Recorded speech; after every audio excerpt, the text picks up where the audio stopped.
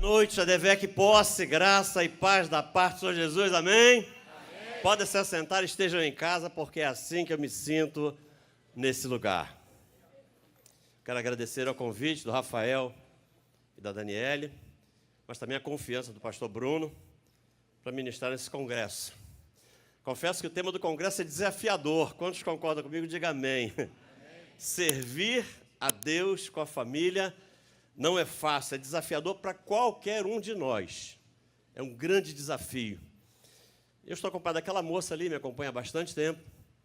Eu costumo dizer o quanto tempo a gente caminha juntos, as pessoas torcem um pouco o nariz quando eu digo tempo, mas no dia 6 de agosto, próximo passado, às 21h32, a gente completou 52 anos do beijo que selou o início do nosso namoro. Então são 52 anos namorando essa moça aí. Não sei como é que ela me aguenta. Mas ela me aguenta. Amados, eu louvo a Deus que nesse tempo que a gente tem juntos, nós vamos fazer agora já 46 anos de casado, agora em dezembro. Deus nos abençoou com uma família muito linda. Eu tenho o meu caçula, aliás, a minha caçula e o meu primogênito. E eu louvo a Deus porque o meu primogênito é um homem de Deus, Luiz Fernando, casado com Raquel, o pastor Bruno conhece. Me deram 2 netinhos, Miguel e Vicente. Tem a sua vida profissional muito bem resolvida. Mas o que dá prazer a nós é vê-los fazer a obra de Deus. Eles fazem a obra de Deus com muita dedicação ali na Adevec do Recreio. Isso realmente enche o nosso coração de alegria. E eu tenho a minha caçula, também muito bem resolvida profissionalmente, casada com Cleiton Martins, Ana Clara Cleiton Martins. Quem é da música conhece o produtor musical Cleiton Martins, produz Bruna Carla, produz Trazendo a Arca, Davi Sasser, enfim. Me deram, Martinha também, então aí, meu genro está aí também, fazendo a obra de Deus aí, com essa serva de Deus. Me deram 2 netinhos também, Luísa e Pedro, mas também o que dá prazer a nós de vê-los fazer é a obra de Deus. Ela é do Ministério de Mulheres da Igreja Batista Atitude, e ele produz cantores no mundo gospel, então eu tenho esse privilégio de dizer, eu e a minha casa servimos a Deus. Isso não tem preço, mas para nós tem um valor assim incrível, incrível. Amados, o nosso ministério é um ministério de ensino. Nós trabalhamos, falava com o pastor Bruno na sala ali, que nós trabalhamos num tripé. Nosso ministério está apoiado num tripé. A gente fala muito para a família. Você nunca vai me ver fazendo uma vigília, evangelismo estratégico. Não é o nosso chamado. Nós trabalhamos ministrando para famílias. E o nosso ministério está apoiado num tripé. São os 3 relacionamentos mais desafiadores para toda e qualquer família. Eu falava com ele que a nossa experiência nesses 20 anos trabalhando com família é que a maioria esmagadora dos problemas que afligem as famílias, eles têm a sua origem em apenas 3 áreas. Ou seja, se nós vigiarmos essas 3 áreas, são 3 áreas. Se nós vigiarmos, a gente se previne contra a maioria esmagadora dos problemas das famílias. Quais são, pastor? Primeiro, é casamento. Se a gente não cuidar do casamento, porque uma família cujo casal que lidera a família não tiver uma relação muito bem resolvida, essa família está fadada ao fracasso. Segunda área também complicada, porque às vezes o casamento é muito bem resolvido, mas o problema está na relação de pais com filhos. E famílias que têm uma relação difícil com filhos, também é uma família complicada. E a terceira área é a relação da família com o dinheiro. Porque, às vezes, a relação conjugal é boa, com os filhos também, mas a família vive enrolada financeiramente. Aí vai dar um problema também muito sério. Então, eu trabalho muito nessas 3 áreas. E quando eu tomei conhecimento do tema desse congresso, eu comecei a meditar sobre que palavra eu deveria compartilhar com a igreja. Até que o assunto sobre o qual eu deveria ministrar ficou claro para mim, muito claro. Quando eu li aquilo ali, servindo a Deus em família, e para obedecer essa direção que eu recebi de Deus, eu resolvi fazer uma reflexão, olhando para uma família bíblica que estava vivendo uma grave crise. Mas antes de compartilhar aquilo que Deus colocou no meu coração, eu gostaria de fazer algumas considerações sobre família. E para começar a utilizar essa reflexão, essa consideração, eu gostaria de repetir uma frase que ela é muito ouvida em todo e qualquer congresso de família que eu faço. Eu ouço alguém falar essa frase, é que a família é um projeto de Deus. Interessante que essa frase não está escrita na Bíblia, mas ela é uma verdade absoluta. A família é um projeto de Deus. Ninguém duvida disso.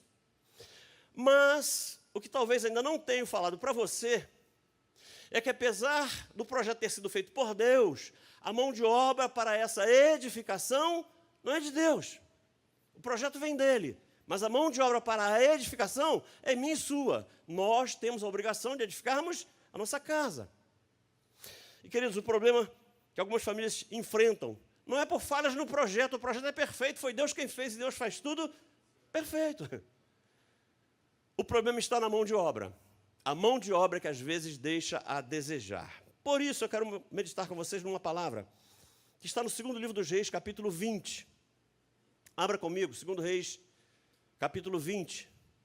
E confesso que eu cheguei aqui com uma convicção muito grande, de que a palavra que será compartilhada hoje será uma resposta de Deus para muita gente. Você crê nisso? Diga amém. 2º Reis 20, começa assim na minha versão, pode não ser a sua. Gosto muito de ministrar sobre relacionamentos utilizando versões modernas, porque normalmente as versões de Almeida têm umas palavras que a gente nem entende, tem que ir no dicionário para tentar saber o que quer dizer. Então eu gosto muito de usar versões modernas. Eu vou usar aqui a versão que eu estou com ela aqui, diz assim: naqueles dias adoeceu Ezequias mortalmente, e o profeta Isaías, filho de Amós, veio a ele e lhe disse: assim diz o Senhor, põe em ordem a tua casa, porque morrerás e não viverás. Então virou o rosto para a parede e orou ao Senhor, dizendo: ah, Senhor, suplico-te lembrar de que andei diante de ti em verdade, com o coração perfeito, e fiz o que era bom aos teus olhos. E chorou Ezequias muitíssimo. Sucedeu, pois, que, não havendo Isaías ainda saído do meio do pátio, veio a palavra do Senhor, dizendo: volte e diz a Ezequias, capitão do meu povo, assim diz o Senhor, Deus de Davi teu pai, ouvi a tua oração e vi as tuas lágrimas. Eis que eu te sararei. Ao 3º dia subirás à casa do Senhor. Acrescentarei aos teus dias 15 anos, e das mãos do rei da Assíria te livrarei a ti e a esta cidade, e ampararei esta cidade por amor de mim e por amor de Davi, meu servo. Palavra do Eterno. Na tua cabeça, eu quero orar mais uma vez a Deus, pedindo graça a Ele. Senhor Deus, Pai querido, te damos graças, te louvamos e te bendizemos. Esta é a tua palavra, límpida e cristalina. Pai, fala conosco, queremos ouvir a tua voz, que não seja eu ministrando a tua igreja, mas que o teu Espírito tome esse ambiente de uma forma tão grande, tão grande, tão grande, que ao sairmos por aquelas portas, possamos ter a certeza ardendo em nossos corações, que o Senhor nos trouxe aqui hoje para falar em particular com cada um de nós. E eu peço que seja assim, em nome de Jesus. Amém? Amém, igreja? Mas para ser fiel àquilo que Deus colocou no meu coração, eu decidi olhar para uma família em crise. Mas antes que alguém se assuste com a dureza do recado que o profeta Isaías entrega ao rei Ezequias, eu penso que nós devíamos, primeiro, voltar um pouco no tempo e entender os motivos que levaram Deus a mandar o profeta Isaías até o palácio para falar com o rei Ezequias. Para fazer isso, nós vamos ter que voltar algum tempo nessa história, para entender um pouquinho o contexto que está acontecendo nesse episódio, onde o profeta Isaías vai ao palácio entregar um duro recado ao rei Ezequias. E se nós voltarmos alguns anos nessa história, nós vamos chegar até o reinado do pai de Ezequias, que foi o rei Acais. E olhando para o que a Bíblia revela sobre o reinado de Acais, nós vamos descobrir que o rei Acais foi um péssimo rei para Judá. Acais exerceu uma liderança que, do ponto de vista espiritual, foi um desastre. Na prática, a forma como Acais governou Judá fez com que todo o Judá apostatasse da fé no Deus verdadeiro. E para confirmar o que eu estou dizendo, vamos ver o que a Bíblia Sagrada revela acerca do governo do pai de Ezequias, que foi o rei Acais. Capítulo 16, verso 2, nós vamos encontrar o momento em que Acais sobe ao trono de Judá. Aqui ele começa a governar. Acais começa no verso 2 assim: Acais não fez o que era reto aos olhos do seu Deus, como Davi seu pai.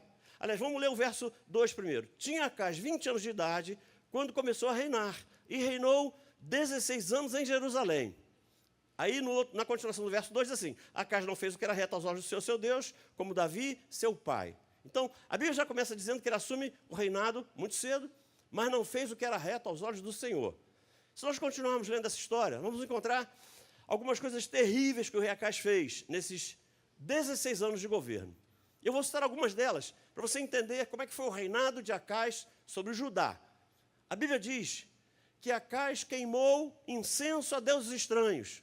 Isso é abominação a Deus. Mas ele fez isso. A Bíblia diz que ele incentivou a idolatria do povo quando ele manda levantar postes, ídolo, por toda a Judá. Isso também era abominação a Deus. Acais chega ao cúmulo de pegar um irmão de Ezequias e sacrificar em holocausto ao deus Moloque. E para não ficar só nisso, Acais chega no templo e saqueia o templo, tirando ouro e prata, para tentar subornar o rei da Síria, para que o rei da Síria não invadisse Judá. Então esse cara fez tudo que você pode imaginar de coisas erradas, esse homem fez. Esse homem era o pai do rei Ezequias. Até que aos 16 anos de governo, ou seja, 36 anos de idade, ainda muito jovem, o rei Acás morre. Está no verso 20. E dormiu Acás com seus pais e foi sepultado junto com seus pais na cidade de Davi. E Ezequias, seu filho, reinou em seu lugar. Vamos entender o contexto que está acontecendo aqui. O rei Ezequias assume o trono muito jovem, com 12 anos. E eu creio que ele tivesse vergonha desse governo desastroso de Acás. Então vamos entender qual foi a consequência desse desgoverno na vida do jovem Ezequias. Eu creio que Ezequias, que tinha um coração muito diferente do coração de seu pai, quando ele assume o trono de Judá, ele decide em seu coração, não, eu vou fazer tudo diferente daquilo que meu pai fez. Eu creio que quando Ezequias inicia seu reinado com apenas 12 anos, eu creio que ele morresse de vergonha de como é que o pai tinha deixado Judá quando morre. E em função dessa sua decepção, eu creio que tomado por um desejo obstinado de fazer tudo diferente, eu entendo que Ezequias decide em seu coração que a prioridade número 1 do seu reinado seria o restabelecimento do culto ao Deus verdadeiro em Judá. Ele planta isso no seu coração. E se eu estou certo nessa minha avaliação, essa indignação de Ezequias fez com que ele fosse extremamente diligente nessa missão que ele coloca em seu coração. Tanto que após alguns anos de um trabalho exaustivo, Ezequias consegue fazer com que todo Judá voltasse o seu coração para o Deus de Abraão, de Isaque e de Jacó. Depois de um trabalho exaustivo, com muita competência, com muito compromisso, num curto espaço de tempo, ele consegue restaurar em todo o Judá o culto ao Deus verdadeiro. E para conhecer melhor o coração de Ezequias, basta ler o que diz o verso 6 do capítulo 18. Olha como é que era o coração de Ezequias. Porque ele se chegou ao Senhor, não se apartou de após ele e guardou os mandamentos que o Senhor tinha dado a Moisés. Então, esse era o coração do rei Ezequias. E se você quiser mais um sinal de como era o coração desse homem, basta ver que até o reinado de Ezequias, aquela serpente que Moisés recebeu instrução de Deus para levantar no deserto, para que todo aquele que fosse mordido por uma víbora olhasse para a serpente de bronze e não morresse, até os dias de Ezequias, essa serpente de bronze ainda era adorada. Até o reinado de Acás ainda se adorava. Olha quanto tempo passou de Moisés até o rei Acás, e ainda se adorava essa serpente. Ou seja, é o rei Ezequias que passa aquela serpente de bronze no fogo. Aí eu imagino, aí é uma conjectura minha, tá? Eu imagino que na cabeça de Ezequias, depois de conseguir fazer tudo o que ele fez, em tão pouco tempo, com tanta competência, eu creio que na cabeça dele se passa o seguinte, olha, Deus vai me exaltar. Eu creio que Ezequias chega nesse momento da sua vida, com aquela sensação que nós temos algumas vezes em nós mesmos. Casal amigo ali que eu agora acabei de visualizar ali. Obrigado, casal. Eu creio que Ezequias chega nesse estágio da vida dele, com aquela sensação que muitos de nós temos, que é aquela sensação do dever cumprido. Você já se pegou assim, com aquela sensação do dever cumprido? Eu fiz aquilo que tinha que fazer. Talvez não tenha sido fácil. Talvez contrário a alguns interesses seus. Talvez você tenha tido muita dificuldade para fazer, mas quando você consegue realizar algo, você tem essa paz no coração e fala assim, eu cumpri o propósito que eu tinha para a minha vida. Na minha avaliação, Ezequias deveria achar que a forma como ele vinha conduzindo a sua vida estava agradando ao seu Deus. Por essa razão, somente por essa razão, eu imagino que quando ele fica sabendo, pelos seus soldados, que na porta do palácio estava o profeta Isaías, um homem de um ministério reconhecidíssimo, um conceito elevadíssimo. Eu acho que quando ele fica sabendo que alguém diz assim, rei, bate as portas do palácio, o profeta Isaías, trazendo um recado de Deus para o Senhor. Eu creio que o coração desse homem deve ter se alegrado muito. Eu creio que ele deve ter ficado ansioso para saber que boa notícia é essa que o profeta Isaías traz da parte de Deus para a minha vida. Eu creio que na cabeça de Ezequias, se passasse o seguinte, Deus deve ter enviado o profeta até mim. E esse profeta vai chegar na minha frente e vai dizer assim, Ezequias, tu é o cara. Tu é o cara. Parabéns por esse compromisso. Parabéns pela dedicação. Você conseguiu resgatar a fé do meu povo. Por que eu fiz questão de fazer essa longa introdução? Porque, segundo o texto que a gente leu, não foi bem isso que aconteceu. Aqui eu entro na mensagem, amados. Após ter conseguido fazer com que o povo de Judá deixasse se curvar a ídolos e tivesse o seu coração convertido ao Deus verdadeiro, nós chegamos ao texto que nós lemos, que começa assim: naqueles dias. E que dias eram aqueles? Eu creio que eram dias em que o rei deveria estar comemorando a conversão de todo o povo de Judá ao Deus verdadeiro. Eu creio que naqueles dias eram dias de júbilo. Eu creio que eram dias de celebração, eram dias de festa. Mas, vamos ler novamente o que diz o texto, para entender o que de fato aconteceu. Vou voltar lá no verso 1. Adoeceu Ezequias mortalmente, e o profeta Isaías, filho de Amós, veio a ele e lhe disse: assim diz o Senhor, põe em ordem a tua casa, porque morrerás e não viverás. Amados, na versão atualizada do pastor Abner, o texto não é bem esse, não. Na versão atualizada do pastor Abner, é como se Deus chegasse assim: ô Ezequias, ou tu arruma a tua casa, ou eu vou te levar mais cedo, eu vou te recolher. Tu dá um jeito na tua casa, senão eu vou te trazer para perto de mim mais cedo do que deveria. Amados, por que eu fiz questão de compartilhar essa história com vocês? Porque o episódio relatado nesse texto, apesar de ter acontecido há mais de 2.500 anos atrás, nos expõe uma realidade muito comum nas nossas igrejas. E essa foi a razão pela qual eu escolhi essa história, a história dessa família, para ministrar justamente num congresso que trata de como servir a Deus em família.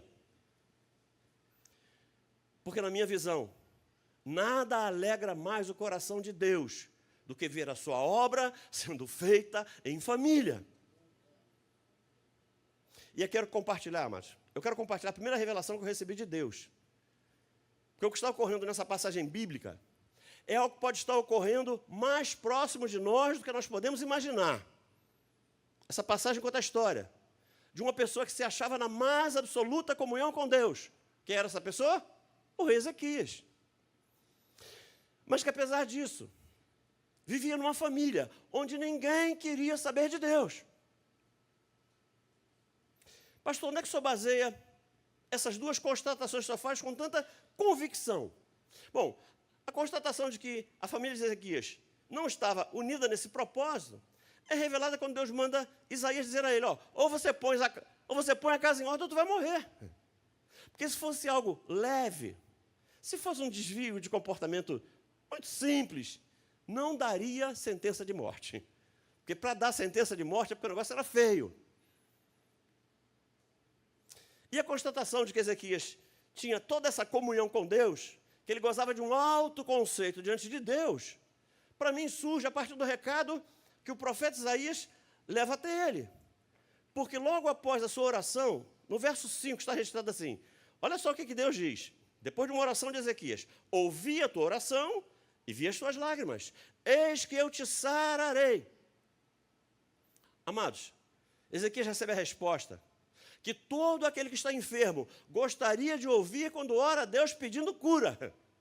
Porque a resposta foi assim: não só ouvi a tua oração, mas como eu vou te curar. É a resposta que todo mundo gostaria de ouvir quando ora pedindo cura.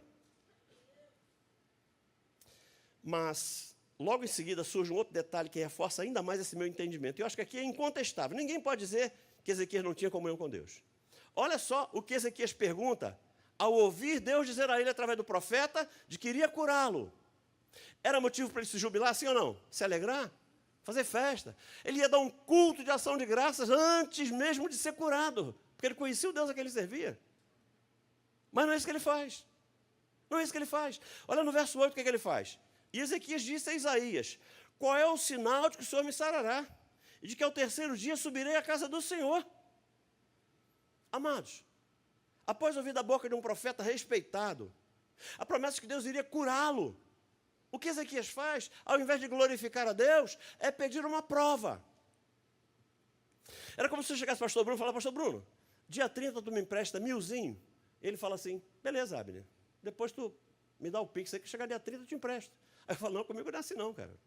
Como é que, se chegar no dia 30 você não me der? Eu quero que você me dê um cheque pré-datado para o dia 30. Queridos, Deus tinha obrigação de curar Ezequias, sim ou não? Assim, mas ele não tinha obrigação nenhuma de fazer, ele estava fazendo por amor. E é o que Deus estava fazendo. Mas é interessante que Ezequias pede uma prova. E o mais louco nessa história é que ao invés de Deus ficar indignado, porque qualquer um de nós ficaria, ao invés de Deus ficar indignado, Deus dá a prova que Ezequias pede. Deus o atende. E mais, gente, se fosse uma prova simples, mas não foi. Para dar essa prova que Deus iria curá-lo, Deus mexe com a ordem do universo. Deus mexe com a órbita dos planetas. Nós ainda não lemos. Mas nos versos 9 e 10 tem um diálogo interessante entre o profeta e o rei, onde Isaías pergunta a Ezequias assim, bom, você quer que eu faça o sol andar mais rápido? Ou você quer que eu faça que o sol volte? Me parece que Ezequias considerou as duas possibilidades. E Ezequias deve ter dito o seguinte, mas peraí, só andar mais rápido é mole. Não, eu não quero isso. Eu quero que você faça o sol voltar. Aí eu vou entender de que o Senhor vai me curar. Mas tem que fazer o sol voltar. E veja o que aconteceu no verso 11. Então o profeta Isaías clamou ao Senhor e fez voltar a sombra 10 graus atrás, pelos graus que tinha declinado do relógio de sol de Acais. Ou seja, Deus faz o sol voltar para dar a prova que Ezequias pede. Vá ter comunhão com Deus, assim lá na Devec Posse. Vá ter comunhão com Deus, assim lá longe. Mas por que eu estou insistindo nisso? Por que eu estou insistindo tanto nisso? Para que você não tenha dúvidas de que Ezequias gozava de um alto conceito diante de Deus. Posso ouvir um amém? Amém? Ele gozava. Mas apesar de todo esse prestígio que ele tinha, ainda assim Deus diz, ó, ou você põe a casa em ordem ou você morre, com todo o prestígio que ele tinha. Queridos, como família é algo precioso demais para Deus, Deus manda aquele duro recado a Ezequias. Era uma pessoa que não estava cuidando da sua família como deveria cuidar. E se a família era importante para Deus naqueles dias, eu posso afirmar que continua sendo até hoje. Posso ouvir um amém? O nosso Deus não muda, amados. Quantos estão entendendo o recado de Deus? Diga amém. Queridos, vamos analisar friamente o que está acontecendo nessa passagem, porque isso aqui ensina muito a nós. Se eu analisar friamente, eu diria que Ezequias estava recebendo uma sentença de morte, sim ou não? Em função da desordem da sua família, em função da desordem da sua casa, em função da desordem que sua família vivia, sim ou não? Mas o interessante é que a sentença de morte não foi sobre ninguém da casa dele, porque eram eles que estavam com a vida em desordem. A sentença de morte foi sobre a vida de um homem que estava com a vida no altar. Queridos, a sentença de morte foi dada justamente a Ezequias, que era a única pessoa naquela casa que tinha comunhão com Deus. E por que será que Deus age dessa forma com Ezequias? Por que será? Eu creio que Deus escolhe justamente Ezequias, porque era a única pessoa naquela casa que daria ouvidos à instrução de Deus. Talvez ele fosse o único naquela casa que se permitisse ser exortado por Deus. Porque se Deus tentasse falar com qualquer outra pessoa, ia entrar aqui e ia sair aqui. Entendeu? Porque é você que está aqui, e não aquela pessoa da tua casa que você gostaria que ouvisse isso. Por isso que é você que está aqui. Porque é você que tem compromisso com Ele. É você que vai sair daqui com essa palavra ardendo no seu coração e vai tomar uma providência. Bem provavelmente, se Deus tentasse exortar qualquer outro membro daquela família, não daria em nada. E me permito abrir um parênteses aqui. Importante perceber que o rei Ezequias não tinha consciência de que ele não estava dispensando à sua família a atenção devida. Porque quando Deus exorta ele através do profeta, olha só como é que ele tenta defender a sua causa. Veja como ele tenta defender a si mesmo diante de Deus quando ele é confrontado pelo profeta. Verso 3. Andei diante de ti verdade, com o coração perfeito, e fiz o que era reto aos teus olhos. Mas Deus não estava chamando a atenção dele pelo testemunho que ele estava dando na vida dele. O recado não era para a vida dele. O recado era para a família dele.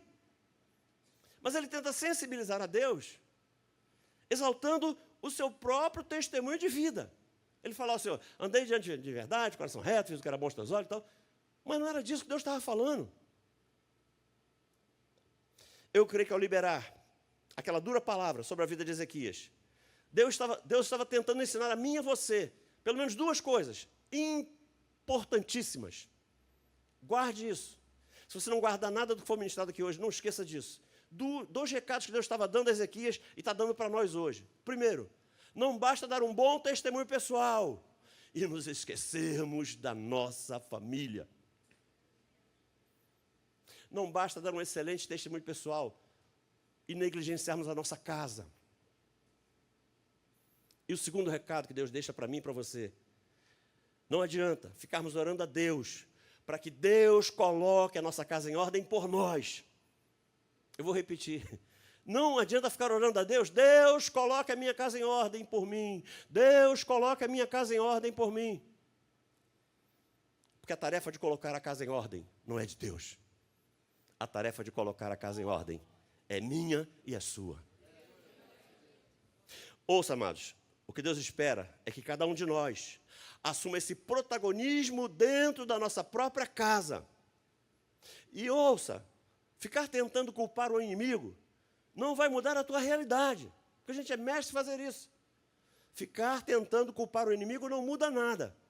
Não muda absolutamente nada. Meu irmão, escute isso. Tem coisas que Deus vai fazer por nós. Posso ouvir um amém? Amém. Mas tem coisas que Ele vai fazer através de nós. É nos instrumentalizando, é nos usando, é fazendo com que a nossa fé, a nossa comunhão com Ele, seja um veículo para alcançar a nossa casa. E deixa eu te revelar uma outra verdade. Ezequias aqui é repreendido por Deus, não no papel de líder do seu povo, porque aí ele ia muito bem. Ele é repreendido por Deus no papel de líder da sua própria casa. O que me faz pensar seriamente o fato de eu e você desempenharmos um bom papel na sociedade, ou até mesmo na igreja, não é garantia automática de que vamos desempenhar bem o nosso papel na família. Porque foi isso que aconteceu com Ezequias. Amados, quantos maridos que na empresa em que trabalham são muito bem avaliados, mas na avaliação das suas famílias são reprovados? Eu sei que aqui não tem não, pastor Bruno, isso é só lá do meu lado, Xerém. Mas quantas esposas que são queridas na igreja, mas não gozam desse mesmo prestígio dentro da sua casa? É para a gente pensar. Quantos pais que sempre encontram tempo para dedicar ao trabalho, sempre encontram tempo para dedicar aos amigos, mas nunca encontram tempo para dedicar aos filhos? Olha só Deus definindo os alicerces da família e da igreja. 1 Timóteo 5,8, mas se alguém não tem cuidado dos seus, e principalmente os da sua casa, negou a fé e é pior do que o infiel. Negou a fé e é pior que o incrédulo. Negou a fé e é pior que o ímpio. Não tem valor algum para Deus ser um obreiro aprovado na igreja e ser um obreiro reprovado dentro da nossa própria casa.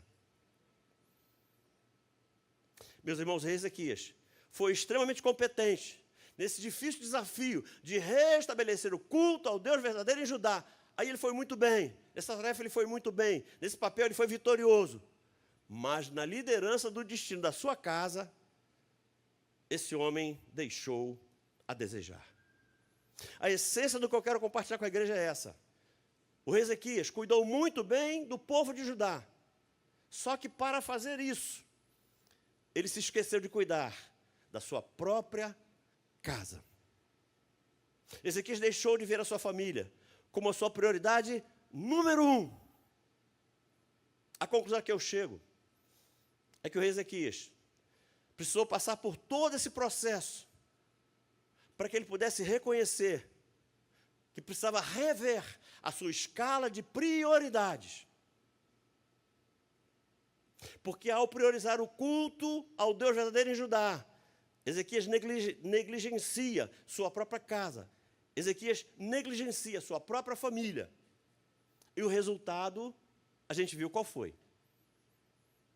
Ou seja, o restabelecimento do culto ao Deus verdadeiro em Judá não eximiu Ezequias de ser responsabilizado por Deus pelo caos que se estabeleceu na sua própria casa. Eu quero concluir, mas eu não posso concluir sem repartir com vocês uma certeza que eu tenho, uma certeza que eu trago em meu coração. A de que o propósito de Deus nunca foi recolher Ezequias naqueles dias. O propósito de Deus não era esse. Tanto não era que ele dá a Ezequias mais 15 anos. Mas o que Deus queria é que Ezequias reconduzisse a sua família ao lugar de onde ela nunca deveria ter saído. Tanto eu creio dessa forma, não sei se você reparou, mas eu várias vezes falei, ou você coloca a casa em ordem, ou você morre. Mas o texto literal não é esse. Mas Deus queria que Ezequias entendesse o recado que ele estava dando a Ezequias, que ele reconhecesse que estava quebrando uma escala de prioridades de Deus. E toda vez que eu quebro um princípio, eu vou receber alguma consequência ruim. Para cada obediência, tem uma bênção reservada. E para cada desobediência, tem uma consequência ruim reservada. É a Bíblia que diz isso. Amados, em primeiro lugar na nossa vida, precisa estar quem?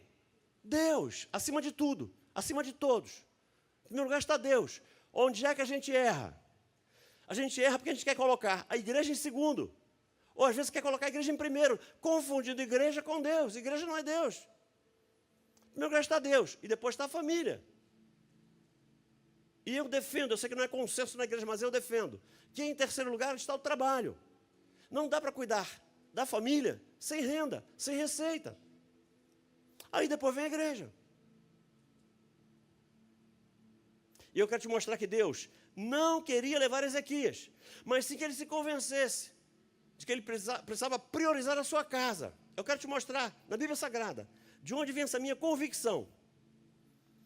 Porque foi justamente nesses 15 anos que lhe foram acrescentados, que Ezequias já era um filho, a quem ele decide chamar de Manassés. Isso está registrado, segundo Reis 20 e 21. E Ezequias dormiu com seus pais, e Manassés, seu filho, reinou em seu lugar. Mas diz mais, no segundo Reis 21, tinha Manassés 12 anos de idade quando começou a reinar. Ou seja, Manassés só foi gerado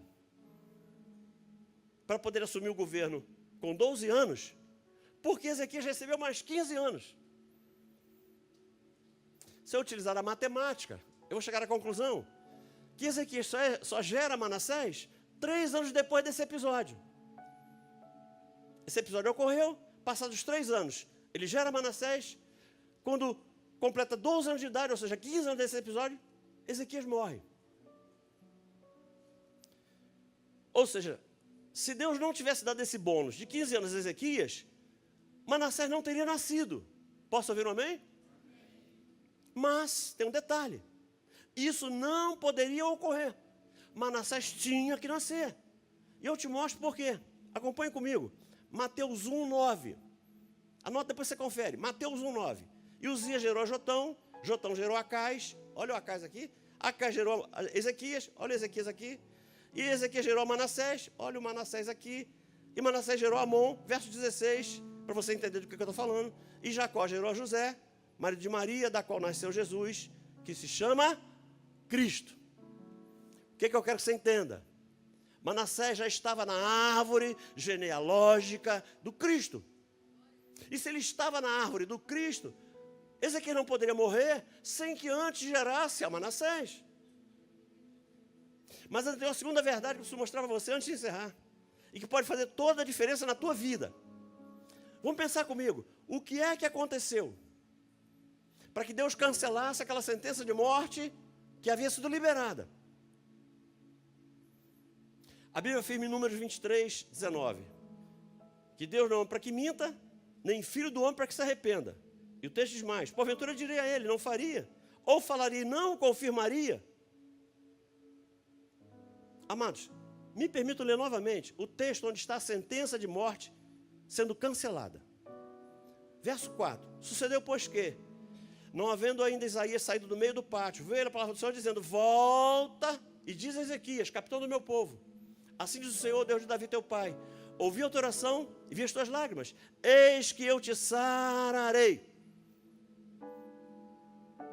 Se eu perguntar à igreja, será que Deus havia se enganado?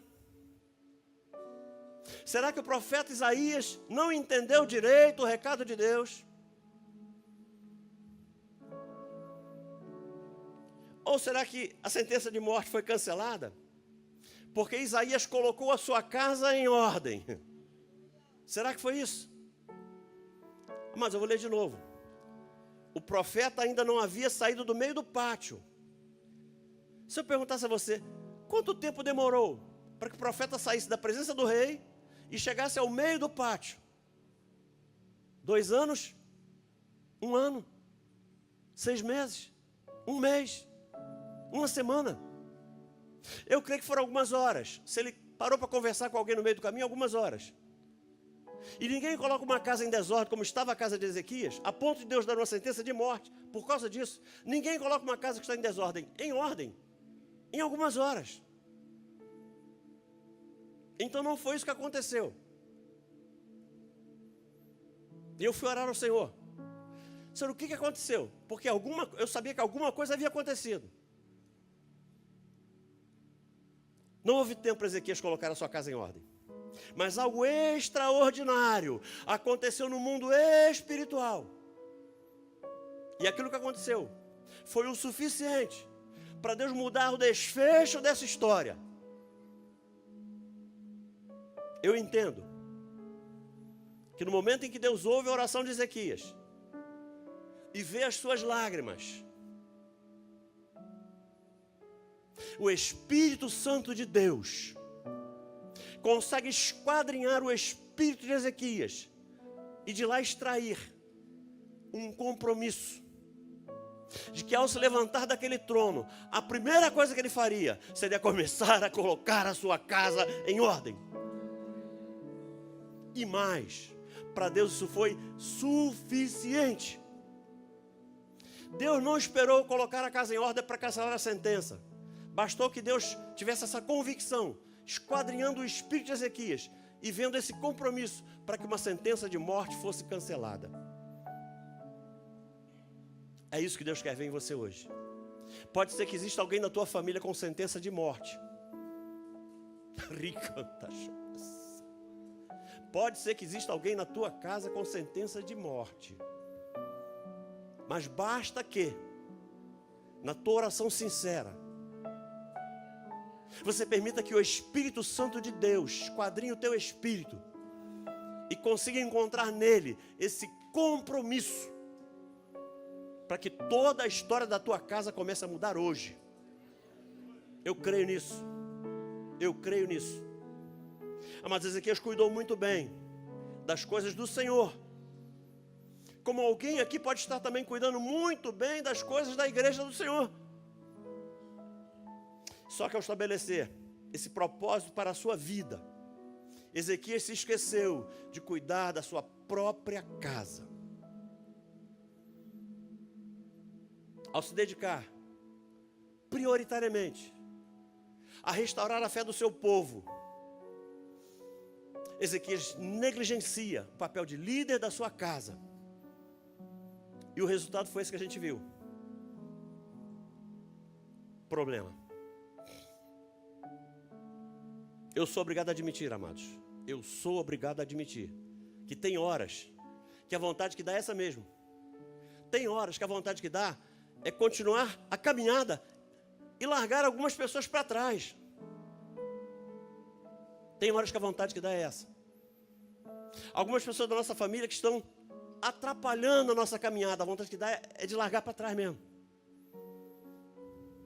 Só que deixa eu te revelar uma coisa. Sozinhos a gente anda muito mais rápido.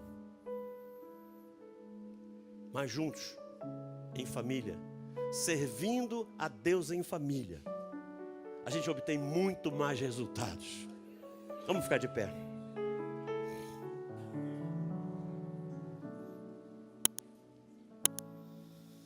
Minha irmã, saia daqui convicta de que não agrada a Deus deixar o marido para trás. Marido, saia daqui hoje convicto de que não agrada a Deus deixar a esposa para trás. Pais, saiam daqui convictos de que não agrada a Deus deixar os filhos para trás. Filhos, saiam daqui convictos de que não agrada a Deus deixar os pais para trás. Eu quero orar por aqueles a quem essa palavra falou. A orar para que você assuma diante de Jesus o compromisso de não mais negligenciar a tua casa. Para que você assuma um compromisso com Deus de não desistir de ninguém da tua própria família. E ouça. Se eu perguntasse a você qual é a melhor maneira de ganhar um familiar para Cristo, eu tenho certeza que muitos diriam: pastor, que pergunta elementar. Isso a gente escuta antes de batizar. Só tem uma maneira de alcançar qualquer pessoa para Cristo. É pregar para ela. É pregar, pregar, pregar. É pregar de manhã, de tarde, de noite. Igual a gente tomar antibiótico. Só que deixa eu falar um negócio. Pregar para as pessoas que conhecem a nossa vida não é fácil. Porque o que a gente vive, fala muito mais alto do que aquilo que a gente fala. Por isso pregar para quem está perto é tão desafiador. É tão desafiador. Então a estratégia que dá certo é essa. Tente isso. Eu tenho certeza que o teu testemunho virá rapidamente, mais rápido do que você pensa. A estratégia que dá certo é essa. Primeiro a gente ganha as pessoas para nós. Depois a gente leva a Cristo. E depois a gente traz para a igreja. Não adianta tentar trazer alguém para a igreja amarrado. Primeiro você vai ter que conquistar o coração dessas pessoas. Vai ter que restaurar a tua relação com essas pessoas da tua família, da tua parentela, da tua casa. Você resgata a relação com elas, ganha elas para você, restaura a relação delas com você, e aí você vai ter credibilidade, autoridade, para falar de um Deus que você tem servido para elas. E aí você leva elas a Cristo. E quando você menos espera, quando você menos esperar, ela vai estar aqui do teu lado num banco desse da igreja. E quem sabe um banco desse não vai ser pequeno, para você acomodar toda a tua casa.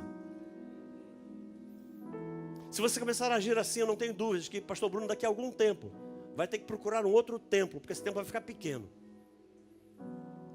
Infelizmente, a gente quer ganhar as pessoas no grito. Ouça o que eu vou dizer. Ninguém muda por imposição de ninguém. O máximo que a gente consegue, tentando impor comportamentos a alguém, é que essa pessoa use um disfarce. Ela fala: não pode fazer isso aqui não. Ó, chegou, faz não, fala não. Quando você tenta impor comportamentos, você não promove transformação. Você faz com que elas usem um disfarce. A transformação profunda, ela acontece de dentro para fora e não de fora para dentro. Você tenta impor comportamentos a ela, comportamentos com os quais ela nem concorda. Ela nem concorda com eles. Então você perceba que o processo não está certo. Ouça, relacionamento vem antes de regras. Não dá para impor regras a pessoas com quem você não tenha relacionamento. Então nosso desafio qual vai ser a partir de hoje? É trabalhar um pouco melhor os nossos relacionamentos familiares. Para que a gente possa ter todo mundo realmente solidário a nós e a nossa fé, o nosso comportamento. A nossa vida fale mais alto do que a nossa boca. Aí sim, você adquiriu a credibilidade necessária para trazer toda a tua casa para servir a Deus junto com você. E você vai estar alinhado com o tema, o propósito desse congresso. Eu quero orar. Eu não sei como é que vão os teus relacionamentos familiares. Eu não sei se você está aqui e se perguntassem para você: onde está o teu filho? Você coçaria a cabeça 3 vezes antes de tentar responder onde é que ele pode estar. Porque você sequer sabe onde ele está. Se alguém perguntasse onde é que está o teu marido, você teria dúvidas para afirmar se ele está de fato ou não está onde você acha que ele está. Eu quero orar por você. Amados, Deus tem sido misericordioso para conosco. Eu quero ser um profeta de Deus na tua família. Eu quero que você possa viver e testemunhar tudo aquilo que a nossa família tem testemunhado aos pés do Senhor ao longo de todos esses anos. Ouça, quando a gente serve ao Senhor com dedicação e com fidelidade, a gente aciona um princípio, que é aquele que diz: crê no Senhor Jesus e será salvo tu e a tua casa. Eu quero orar pela tua vida, Mas para isso você vem aqui. Eu quero orar por você aqui. Eu quero tocar em você. Eu quero tocar em você. Eu sei que a coisa mais difícil que tem numa igreja é alguém que está em comunhão com Deus, servindo numa igreja local, sair do seu banco e vir à frente. Porque a gente está muito mais preocupado no que as pessoas vão pensar do que de fato com o problema que a gente está vivendo. Só que essa hora não é hora de olhar para a direita nem para a esquerda, muito menos para frente ou para trás, porque o teu socorro não vem daí. O teu socorro vem do autor e consumador da tua fé. É de lá que vem o teu socorro. Ah, mas pastor, e altar é um sacrifício. Eu sei. Eu seria hipócrita se dissesse que não é, porque é. Vir ao altar é um sacrifício. Só que você não vai ver em toda a Bíblia Sagrada uma única pessoa que tenha sacrificado no altar e que imediatamente depois não tenha tido um lindo testemunho de vitória para contar. Porque Deus não brinca com a nossa fé. Deus não brinca com a nossa fé. Vem, eu quero orar por você. Meu tempo já se esgotou. Eu não quero passar do horário. Pode vir. Eu sei que Deus está falando com muitas pessoas aqui. Pessoas que estão enfrentando dificuldades seríssimas.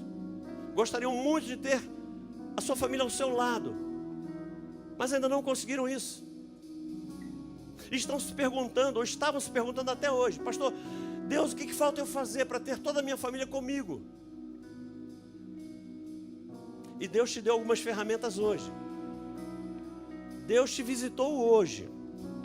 A única coisa que você vai precisar fazer, ouça, grave isso, a única coisa que você vai precisar fazer,